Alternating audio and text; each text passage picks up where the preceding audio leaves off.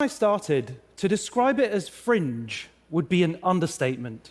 Researchers would say, no, we're only working on machine learning, because working on AI was seen as way too out there.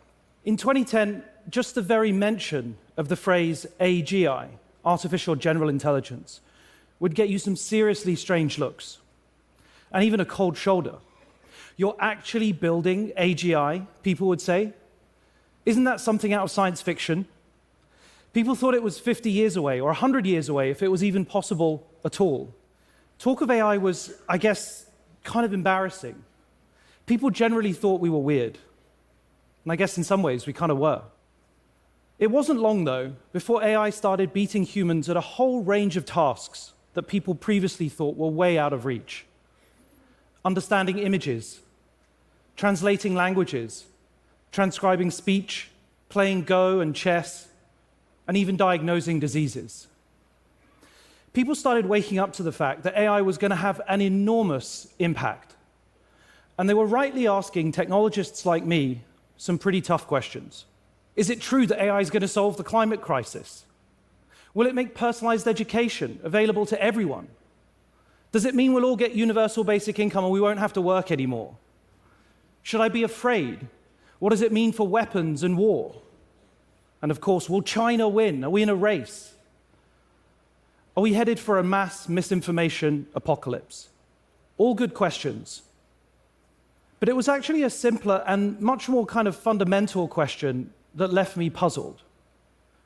One that actually gets to the very heart of my work every day. One morning over breakfast, my 6-year-old nephew Caspian was playing with Pi, the AI I created at my last company, Inflection. With a mouthful of scrambled eggs, he looked at me plain in the face and said, "But Mustafa, what is an AI anyway?" He's such a sincere and curious and optimistic little guy. He'd been talking to Pi about how cool it would be if one day in the future he could visit dinosaurs at the zoo, and how he could make infinite amounts of chocolate at home, and why Pi couldn't yet play I Spy. Well, I said, it's a clever piece of software that's read most of the text on the open internet, and it can talk to you about anything you want. Right, so like a person then? I was stumped, genuinely left scratching my head. All my boring stock answers came rushing through my mind. No, but AI is just another general purpose technology like printing or Steam. It'll be a tool that will augment us and make us smarter and more productive. And when it gets better over time, it'll be like an all-knowing oracle that will help us solve grand scientific challenges. You know, all of these responses started to feel, I guess, a little bit defensive, and actually better suited to a policy seminar than breakfast with a no-nonsense 6-year-old. Why am I hesitating? I thought to myself. You know, let's be honest. My nephew was asking me a simple question that those of us in AI just don't confront often enough. What is it that we are actually creating? What does it mean to make something totally new, fundamentally different to any invention that we have known before? It is clear that we are at an inflection point in the history of humanity. On our current trajectory, we're headed towards the emergence of something that we are all struggling to describe. And yet, we cannot control what we don't understand. And so the metaphors, the mental models, the names, these all matter if we're to get the most out of AI whilst limiting its potential downsides. As someone who embraces the possibilities of this technology, but who's also always cared deeply about its ethics, we should, I think, be able to easily describe what it is we are building, and that includes the 6-year-olds. So it's in that spirit that I offer up today the following metaphor for helping us to try to grapple with what this moment really is. I think AI should best be understood as something like a new digital species. Now, don't take this too literally, but I predict that we'll come to see them as digital companions, new partners in the journeys of all our lives. Whether you think we're on a 10, 20, or 30-year path here, this is, in my view, the most accurate and most fundamentally honest way of describing what's actually coming. And above all, it enables everybody to prepare for and shape what comes next. Now, I totally get this is a strong claim, and I'm going to explain to everyone as best I can why I'm making it. But first, let me just try to set the context. From the very first microscopic organisms, life on Earth stretches back billions of years. Over that time, life evolved and diversified. Then a few million years ago, something began to shift. After countless cycles of growth and adaptation, one of life's branches began using tools, and that branch grew into us. We went on to produce a mesmerizing variety of tools. At first slowly, and then with astonishing speed, we went from stone axes and fire to language, writing, and eventually industrial technologies. One invention unleashed 1,000 more, and in time, we became Homo technologicus. Around 80 years ago, another new branch of technology began. With the invention of computers, we quickly jumped from the first mainframes and transistors to today's smartphones and virtual reality headsets. Information, knowledge, communication, computation. In this revolution, creation has exploded like never before. And now a new wave is upon us: artificial intelligence. These waves of history are clearly speeding up as each one is amplified and accelerated by the last. And if you look back, it's clear that we are in the fastest and most consequential wave ever. The journeys of humanity and technology are now deeply intertwined. In just 18 months, over 1 billion people have used large language models. We've witnessed one landmark event after another. Just a few years ago, people said that AI would never be creative. And yet AI now feels like an endless river of creativity, making poetry and images and music and video that stretch the imagination. People said it would never be empathetic. And yet today, millions of people enjoy meaningful conversations with AIs, talking about their hopes and dreams and helping them work through difficult emotional challenges. AIs can now drive cars, manage energy grids, and even invent new molecules. Just a few years ago, each of these was impossible. And all of this is turbocharged by spiraling exponentials of data and computation. Last year, Inflection 2.5, our last model, used 5 billion times more computation than the DeepMind AI that beat the old school Atari games just over 10 years ago. That's 9 orders of magnitude more computation, 10x per year, every year, for almost a decade. Over the same time, the size of these models has grown from first tens of millions of parameters to then billions of parameters, and very soon, tens of trillions of parameters. If someone did nothing but read 24 hours a day for their entire life, they'd consume 8 billion words. And of course, that's a lot of words. But today, the most advanced AIs consume more than 8 trillion words in a single month of training. And all of this is set to continue. The long arc of technological history is now in an extraordinary new phase. So what does this mean in practice? Well, just as the internet gave us the browser and the smartphone gave us apps, the cloud-based supercomputer is ushering in a new era of ubiquitous AIs. Everything will soon be represented by a conversational interface, or to put it another way, a personal AI. And these AIs will be infinitely knowledgeable, and soon they'll be factually accurate and reliable. They'll have near perfect IQ. They'll also have exceptional EQ. They'll be kind, supportive, empathetic. These elements on their own would be transformational. Just imagine if everybody had a personalized tutor in their pocket and access to low-cost medical advice. A lawyer and a doctor, a business strategist and coach, all in your pocket 24 hours a day. But things really start to change when they develop what I call AQ, their actions quotient.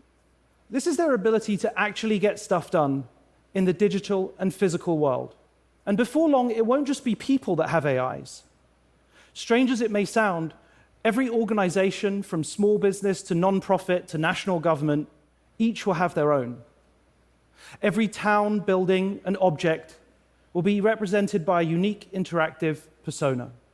And these won't just be mechanistic assistants. They'll be companions, confidants, colleagues, friends and partners as varied and unique as we all are. At this point, AIs will convincingly imitate humans at most tasks. And we'll feel this at the most intimate of scales. An AI organizing a community get-together for an elderly neighbor, a sympathetic expert helping you make sense of a difficult diagnosis. But we'll also feel it at the largest scales, accelerating scientific discovery, autonomous cars on the roads, drones in the skies. They'll both order the takeout and run the power station. They'll interact with us, and of course with each other. They'll speak every language, take in every pattern of sensor data, sights, sounds, streams and streams of information, far surpassing what any one of us could consume in 1,000 lifetimes. So what is this? What are these AIs? If we are to prioritize safety above all else, to ensure that this new wave always serves and amplifies humanity, then we need to find the right metaphors for what this might become. For years, we in the AI community, and I specifically, have had a tendency to refer to this as just tools. But that doesn't really capture what's actually happening here. AIs are clearly more dynamic, more ambiguous, more integrated, and more emergent than mere tools, which are entirely subject to human control. So to contain this wave, to put human agency at its center, and to mitigate the inevitable unintended consequences that are likely to arise, we should start to think about them as we might a new kind of digital species. Now, it's just an analogy. It's not a literal description, and it's not perfect. I mean, for a start, they clearly aren't biological in any traditional sense. But just pause for a moment and really think about what they already do. They communicate in our languages. They see what we see. They consume unimaginably large amounts of information. They have memory. They have personality. They have creativity. They can even reason to some extent and formulate rudimentary plans. They can act autonomously if we allow them. And they do all this at levels of sophistication that is far beyond anything that we've ever known from a mere tool. And so saying AI is mainly about the math or the code is like saying we humans are mainly about carbon and water. It's true, but it completely misses the point. And yes, I get it. This is a super arresting thought. But I honestly think this frame helps sharpen our focus on the critical issues. What are the risks? What are the boundaries that we need to impose? What kind of AI do we want to build or allow to be built? This is a story that's still unfolding. Nothing should be accepted as a given. We all must choose what we create, what AIs we bring into the world, or not. These are the questions for all of us here today, and all of us alive at this moment. For me, the benefits of this technology are stunningly obvious, and they inspire my life's work every single day. But quite frankly, they'll speak for themselves. Over the years, I've never shied away from highlighting risks and talking about downsides. Thinking in this way helps us focus on the huge challenges that lie ahead for all of us. But let's be clear. There is no path to progress where we leave technology behind. The prize for all of civilization is immense. We need solutions in healthcare and education to our climate crisis, and if AI delivers just a fraction of its potential, the next decade is going to be the most productive in human history. Here's another way to think about it. In the past, unlocking economic growth often came with huge downsides. The economy expanded as people discovered new continents and opened up new frontiers. But they colonized populations at the same time. We built factories, but they were grim and dangerous places to work. We struck oil, but we polluted the planet. Now, because we are still designing and building AI, we have the potential and opportunity to do it better, radically better.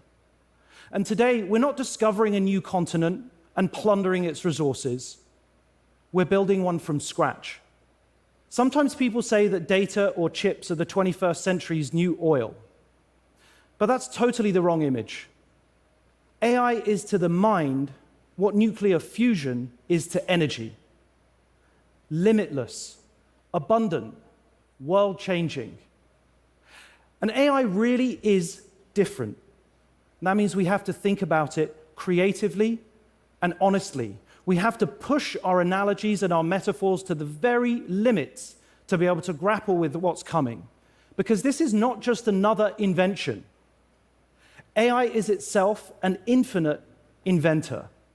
And yes, this is exciting and promising and concerning and intriguing all at once. To be quite honest, it's pretty surreal.